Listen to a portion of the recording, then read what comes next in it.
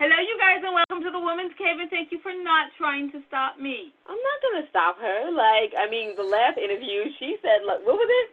Champagne. Champagne? What's champagne? I figured, I wanted to see her mess up some more. I was like, let me be quiet and see if she messes up some more. And I need to laugh heartily. I tried to recover that with the word champagne. Yeah, she did. She tried, and it got worse, which was even better. She dug herself another hole.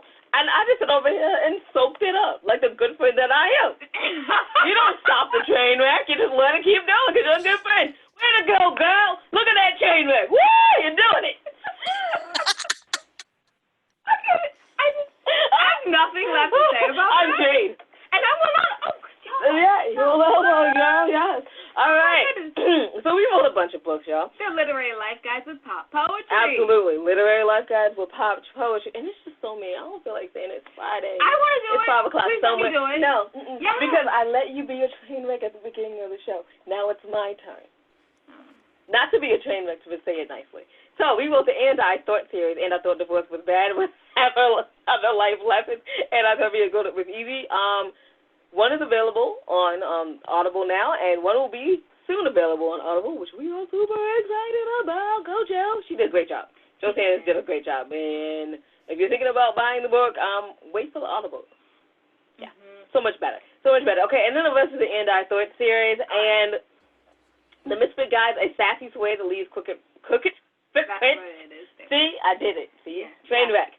And then one of our only poetry books, If Only I Were Me, available on Barnes & Noble only. And last but not least, we have the 25 hottest indie authors, artists, and advocate magazine. And you can check that out, everything that the ladies are doing on www.andwethought.com. I hate how you do that so professionally, but you guys y'all aren't here to hear about us. You're here to hear about our wonderful guests. Wonderful guests, would you like to introduce yourself? Hello, and thanks for having me. I'm Ruby Lopez Harper. Let's see, Mexican mother, poet, photographer, dancer, singer, cat herder, social justice warrior, officially dubbed by several folks, so I claim the title quite proudly, and a work predominantly in the arts with a service organization, Americans for the Arts. I'm the senior director of local arts advancement there. So a lot of the work that I do is really supporting local infrastructure and in service to creating conditions for the arts to thrive in community. Oh, nice. That was a lot of big words all put together. Yeah. I feel like I'm not smart enough to. No, I am smart. I'm so in the big words, which means I'm smart. So that's exciting. I'm using my context clues and everything. Nice. I was gonna say, not bad for a Friday at 4:30, right? Right. No. See, y'all. This is why I'm doing it. So let's just talk about how you. Can I say something? Okay, Winona. I wanted to say that she's also an award winner of Women in something. She has the award. Yes, she has the award. And I want to say that she also has the award with her correct name on it. Yes, which is a thing. I was putting in the information for the interview, and I actually put in Rachel, and I went, yes. You did this. It wouldn't be a thing if my name wasn't wrong. Oh my goodness. Now I gotta put that, like when we put this up, I gotta make sure I put this. I think you should just and paste her name. Just and paste. As you're doing. Okay. Now real question to professionalism. Really professional. I mean, you have big words in your job title, so. Yeah. I do. So first of all, how did you get here? Because I know you started off in the arts. Now you kind of make the circumstances for the arts to run well in a local area. Yeah. So, it's really an interesting journey, which even for me, it's just the life I've lived. But I think when we have a lot of interns and new hires, not a lot of new hires, but when we get new hires at the organization and we have interns that come in quarterly cycles, and they meet with each of the departments, the groups, and I'm always kind of going through like, what do they really want to know? Because they want to know how we got into our positions. They want to know how we got where we are. And, you know, the thing that I think kind of has stood out for me is that I'm not a traditional kind of career path person.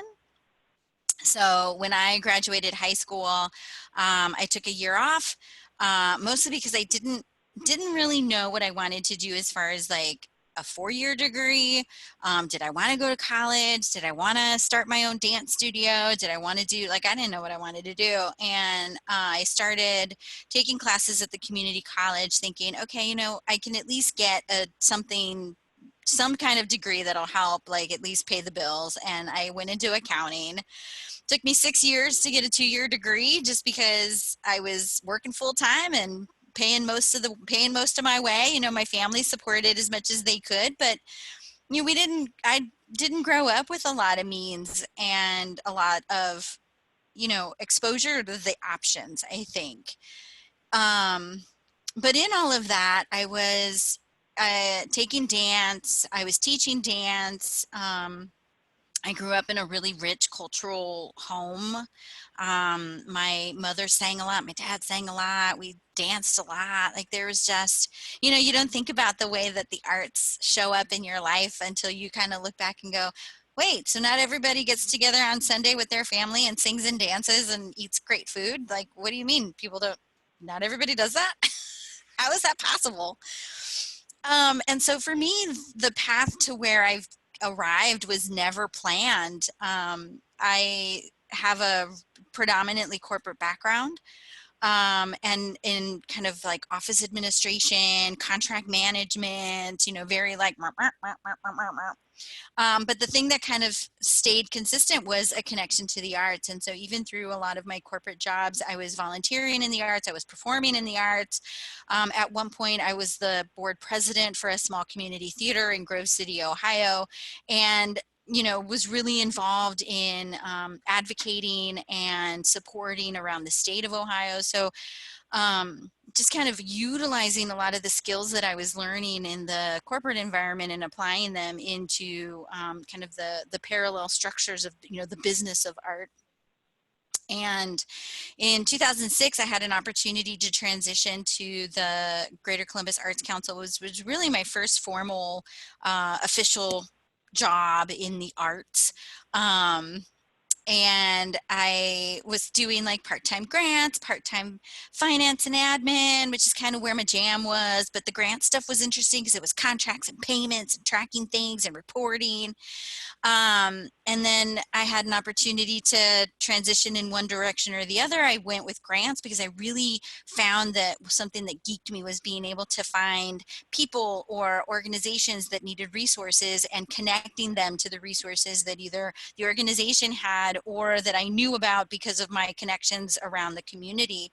And that just continued to grow. And so I went from kind of part-time coordinator at the organization to director of the grants department when I left 9 years later to work for Americans for the Arts in DC. And so there was a lot of volunteering that I did with Americans for the Arts prior to that. So I wasn't unfamiliar with the organization. And I think it was just what continues to feel like a once in a lifetime kind of moment where you go, wow, I can really take the work that I'm doing at the local level and elevate it and inform and learn and guide and share and amplify and kind of do all the things that I've been doing at the local level, but at a national level. And it can really, you know, there's that moment where you kind of go, gosh, me? Really? Like, me? And then you go, fuck yeah, me. Why not me? And, you know, it's been a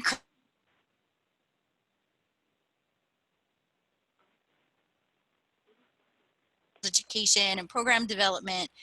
And now, gosh, this is my 4th year with the organization. I'm now the Senior Director of Local Arts Advancement. So I oversee all of our local arts engagement as it relates to field education and network building, tools, resources. I guide and inform research. I mean, right now I'm leading all of our COVID-19 response efforts. So there's a lot of content that we've been pushing, a lot of information that we've been gathering. So I get a really great snapshot of what's happening around the country because I get to talk to a lot of people. But then I also get to take that information and share it inside the organization to really help guide and inform the work that we're doing and make sure that, we look at a national perspective. And so sometimes it's multi-layers of things. So it's local, county, state, national, federal, all these different policy components, and it's individuals, and it's for-profit, nonprofit. And so a lot of the work that I get to do now is also stewarding the concerns or the needs or the aspirations of work at the local level. So that's really expanded a lot of what I've been able to learn about and support and participate in, and then turn around and share back out to the field. That's amazing. So you're the person in the middle. You do all the work. Not all of it, but We're a really high productivity group, I would say. I'm really lucky to work with individuals in the organization that are just so dedicated and so service forward and so thoughtful, and the way that they process input and then translate that into products, into content, into new ways of connecting people. It's just, I can't do it alone. I mean, I could not do it without the support of the organization behind me, but then also the team that I work with. That's fabulous. That's fabulous. It's great to have a great team behind it. It is, isn't it, Winona? It's life-changing. You're watching them, you still get like, yeah, I'm behind you, yes! Okay. And I think there's something, I was going to say, I think there's something really magical when you can, as a leader, step back and empower the people that work with you and encourage the people around you. Sometimes it isn't even necessarily about simply focusing on your immediate group, but also how are we uplifting one another throughout the organization. People everywhere, I think, are looking for that. In Spanish it's apoyo, but in the direct English is support, but I think it's deeper than that. There's an emotional attachment. There's a spiritual gift that you give when you give someone that support or that attention, that empowerment, that lift. It really is. I mean, some days that's what gets me through. Absolutely. I feel like a poet, right? Yeah, you can tell. And I mean, I was thinking about it, and really a great team when you're working with people because you're with them all the time. It's basically like your little small community. So when you're like supporting each other, it's like your community is key because everyone is making money, and people are like, we have this disagreement, but it's not too bad. Right. So it's like your little community. So my question is, so for a new artist that is kind of starting out, like, what 3 things would you tell them to do? Oh my word. Well, 1, be realistic. I think it's really challenging. I'm very pragmatic, and I'm very kind of not pessimistic. I think I'm more realistic than anything. And I think the thing that I lament is that while there's a fine balance of hope and aspiration and reality, right? A lot of our great artists are great after they're dead. And so as an artist, be realistic about the prioritization and the role of the art that you are looking to create in your life, and what does it really mean for you to be thriving as an individual artist, being able to, for me, I feel fulfilled as an artist, but not because my art is selling or my art is being consumed, but because for me it's about self-expression, and for me it's about a personal connection. For others it is about selling, and I'm all there for that. But I think there's also an element of being honest and realistic, and then remembering that when the times get hard, because they will get hard. I would also tell new artists to build their circle. Find the folks that are either doing similar art, or doing the kind of art you want to do, or doing things in the spaces that you want to be doing them in, and get connected. a vast amount of the arts work because of our relationships. And so if there are, artists that are represented by a gallery that you want to be represented by, then make friends with those artists. If there are folks that are doing new and different work and you want to be a part of that, make friends with those people. The one thing that I will say that I have experienced across the board is that artists are the most generous of spirit. And a lot of times there's no depth to what they'll give. And the artists that are willing to set aside and make space to lift the folks around them are really the ones that I think are most successful. It isn't the people that necessarily are selling the most stuff. And then the third thing I would say would also be to connect with their local infrastructure. So is there an arts agency? Is there, or an arts council, an arts commission? How is the city itself formally supporting the arts? And then get involved. Volunteer, donate. There are numerous ways, but I think the closer that artists get to the formal infrastructure that supports them, the more that system can be guided and informed in the best ways to be responsive, and also then creates an opportunity for those artists to be ambassadors to bring more artists in. So I think for me, it's always been about how do we open the doors? How do we make more space? How do we bring more people together? And I think in that spirit, is really the suggestions. I love how your brain works. Yeah. I mean, you have the wonderful. You have like right, left brain. Colorful words that are powerful, and then at the same time you can go like, and I had a part in doing tracing and this and that, and you're like, oh, that sounds so boring. I'm off. Like, it's literally like watching the marriage of right and left brain. It is. And I mean, accounting and art, like those are opposites, but a good business makes. But a good business, I mean, really, because it is about that, right? Like if you want to make a living as an artist, there is a business component. There is an acumen that you have to build, because it isn't just about, gosh, this whole idea of the starving artist, like what have we done to ourselves? And how has society propagated that just horrible image of artists begging? Like, no, we should be valuing and lifting and happily throwing our money at artists the same way that we do at Hulu and Amazon and, all the other, Prime Video and Spotify. And look, if you're going to throw that money once a month, throw it at an artist too. And it's funny because they're selling art. That's what they're selling. Yeah. They're selling what Amazon artists are making. But we value it so differently. Nobody thinks twice about that. But if somebody says, here's a print for $30, $30? Yeah, $30. And you're spending $45, $60 with all your streaming things. So why do we allow ourselves to pretend that they're different? They're not.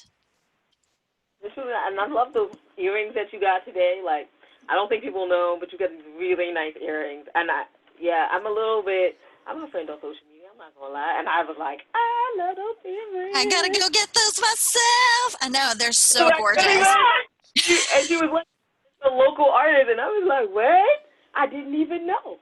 Yeah. Right over there. Did you know this is a local artist? We have one more free ad spot in our magazine. Let them know. Ooh, I'll connect you all. Oh, that'd be great. I love it. And if you don't know what earrings I'm talking about, you need to connect with her on social media. And she's wow. You need to Google Sew, S-E-W, Bonita, B-O-N-I-T-A. She has great products. And I love following, it's to that point, it's the personal touch, and it's the connection to the piece, right? Like, I'm going to wear those earrings and I'm always going to remember first that I've wanted them for fuck ever. Second, that they were made by somebody who I can identify with in a way that makes me feel connected. You know, she has this like badass attitude. I love that she's really creative. Her photography perspectives are really interesting. She throws out some really badass quotes every now and then, and I'm like, yeah, I bet it's one of those things like, I bet if we lived closer to each other, we would be best friends. Of course not, but but I feel like that because you feel that connection, and it's that connection. Like as soon I signed up for her newsletter, waiting for her to restock those earrings, and I got the newsletter and went straight to the website and bought the earrings, bought a t-shirt that says, I think it's like, Guadalupe is my homie, or my home girl.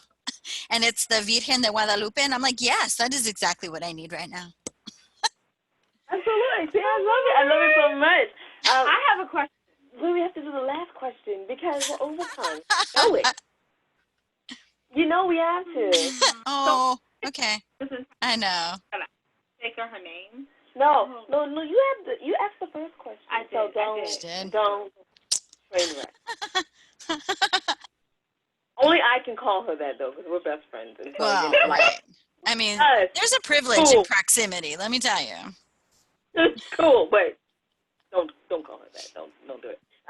Where can people check out more about you, the arts that you support, and the organization that you work for? Yeah, thank you. So the organization that I work for, again, is Americans for the Arts, and it's a super easy website, americansforthearts.org. If you are an arts organization or an artist and you're looking for information about COVID-19 resources, it's right on our homepage. You can click that. Tons of information. I personally am on Facebook. I use my Facebook both professionally and personally. So if you don't want to hear from a badass Mexican woman, probably not wise to friend me. But if you do want to, I'm always open to connecting with artists and, I don't want to say like-minded individuals because apparently I have quite a number of varying-minded people in my Facebook world, but it's Ruby Lopez Harper. And I also am on Instagram at Koala Mama 2008. And so a lot of the artists that I follow are on both pages. I really love supporting individuals. I love supporting organizations. I think it's one of the ways that I live my values because I can't say pay artists if I'm not doing it myself. So, it doesn't take a lot. I have a family, we're a family of 5, and I don't have a lot of extra, but when I do, I spend it thoughtfully. I want to make sure that musicians are getting support. I want to make sure that artists and dancers and all the groups, theater companies, I mean, folks, sometimes that $10 may not seem like much, but it's validation, it's recognition, it's appreciation for the gifts that we're getting right now. So many artists are giving away so much free content that the least we could do is acknowledge their expertise, their effort, their spirit. I really hope that people, if they get nothing from this, go pay artists. Well, we thank you for that. Yeah, because you can start paying the artists. We're artists, we're poets, but thank you so much for coming on. We really appreciate it. We learned so much today. Well, normally she's so busy. Like, you're in a different place every week. People say we travel. No.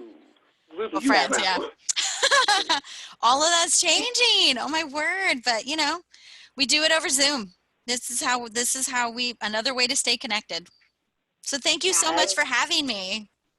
Well, thank you for making the time because really you're super busy, and so we really appreciate it. Jade, would you like to wrap us up? Absolutely. You can find out everything your ladies are doing on www.andwethought.com. While you're there, take a moment, go to the ladies tab. Go to the middle of the page and see the charities that we proudly support. Yes, we know that money is hard, and donation of money might not be a thing for you to do right now. But if you are doing that clean out, that spring clean out, that Corona, I'm so bored, clean out, and you have some things extra, think about donating it to your local charity.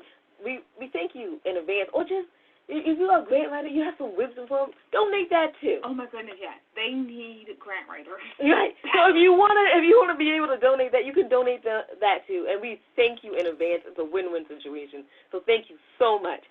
And remember, wisdom is all around you if you're open to finding it and accepting it. So peace and love, you guys, from Winona and Jade. Bye-bye.